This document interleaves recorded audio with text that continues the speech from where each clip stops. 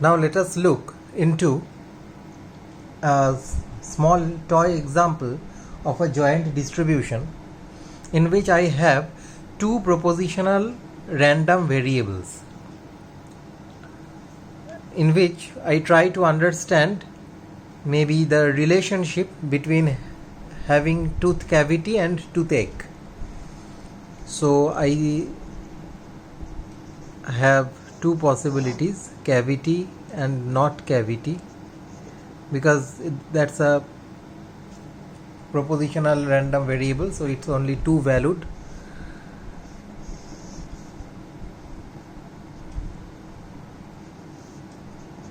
And here I have toothache and not toothache. So I have 4 entries in my domain. My domain consists of 4 events in which I have cavity and toothache, I have cavity but no toothache, I don't have cavity but I have a toothache, I don't have cavity and I don't have toothache. And I just plug in the 4 probabilities. They are just some arbitrary.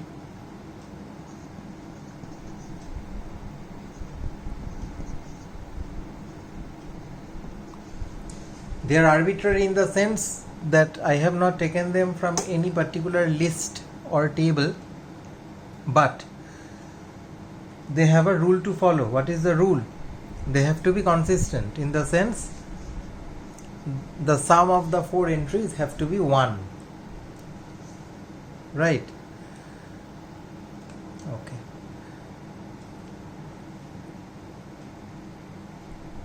Now, from this we can compute the marginals. Now what is the marginal? Marginal is, if I ask you what is the probability of cavity, add up the row of the cavity. It's 0.04 plus 0.06 equal to 0.1. If I ask you what is the probability of toothache, add up the column of toothache. 0.04 plus 0.01 equal to 0.05.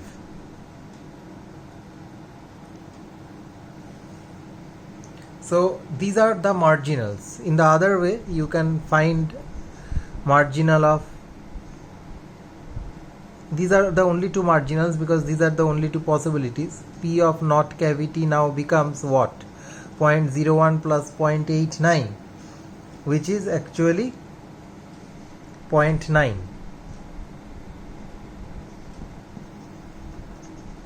And P of not toothache is, add this up, what do you get? 0.95.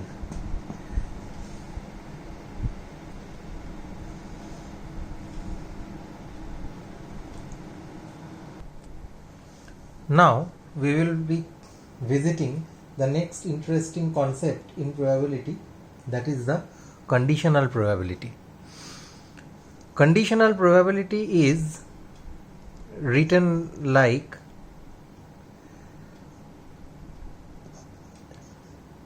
this.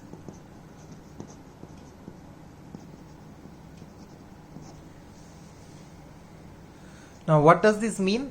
It means that what is the probability that a person has cavity when I already know that he is having toothache. Probability cavity given toothache.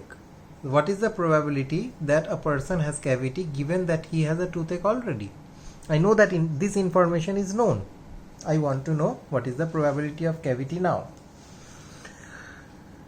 This is almost like, I will just give you the equivalent Venn diagram for this. This is the set of people having cavity. and this is the set of people having toothache, right? So probability of cavity given toothache means the person who of our interest must fall within this area, because it is this area in which a person is having both cavity and toothache. And what do I want to know? I want to know what is the relative proportion of these people with respect to the total people, with respect to the people having toothache, to the set of toothache. It is like now my set of toothache is the modified universal set, and now considering the set of people having toothache, now considering T as the universal set, we are finding the probability of this area. So it is defined as the joint probability of this by,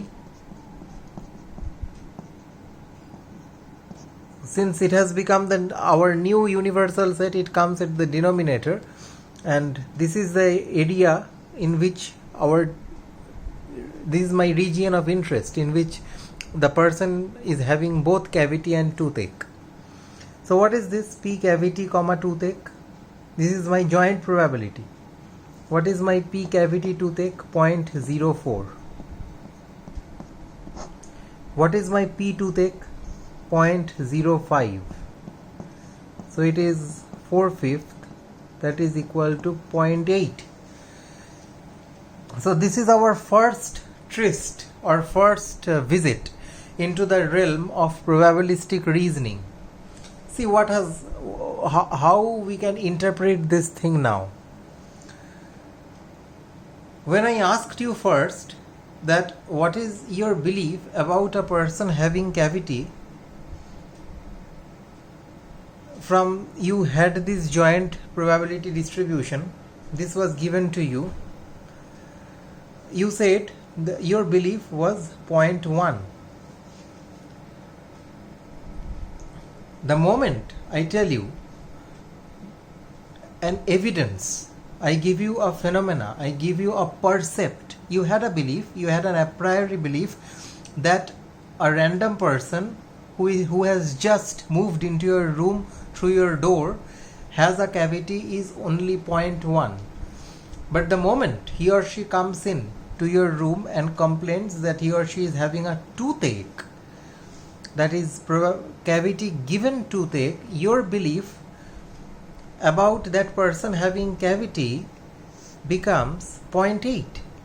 So your belief, you update your belief has gone updated from 0.1 to 0.8. Now this is the structure of the kind of reasoning that we will be doing a lot. You start out with a prior probability of 0.1 that someone has a cavity.